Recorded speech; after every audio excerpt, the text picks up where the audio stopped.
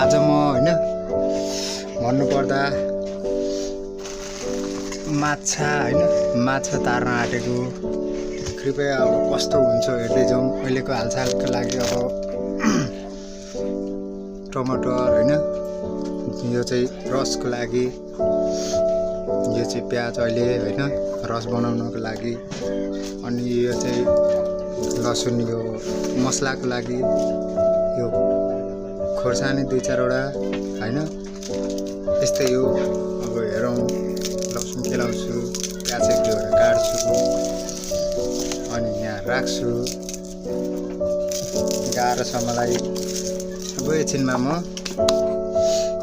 भन्नुपर्दा टक्कसँगले सामग्रीहरू चाहिँ यस्तै छ हैन। आगो पनि खतरा बालेको छु। पहिले अब पानी तातिन्छ हैन, पानी तातेर अनि यो यसमा खाना बसाउने, यसमा अब सब्जी बसाउने।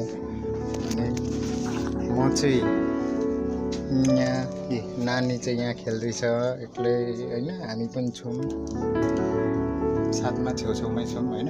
ठिकै छ ल, म बनाउँदैछु, हेर्दै गर्नु ल कस्तो हुन्छ। भरेसम्म इन्टरटेनमेन्ट दिँदैछु। Good lock. प्याज कटिङ हुन थाल्यो हैन।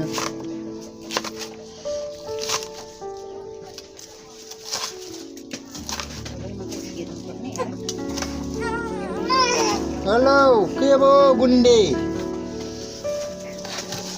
अब टक्क प्याज कटिङ भइसक्यो। अब टमाटर कटिङ हुन्छ यहाँ।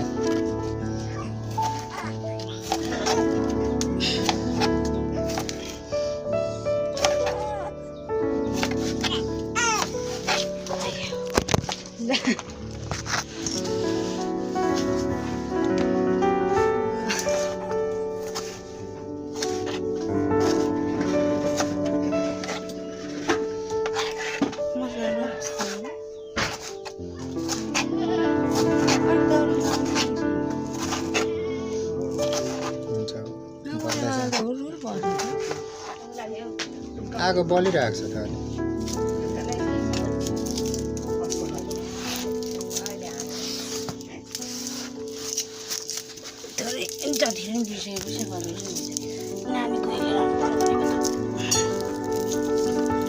दाउरा धेरै हालेर बल्ने होला बुढिया, ठिक्क हाल्दा पनि बलिहाल्छ नि। त्यही 3 4 खाने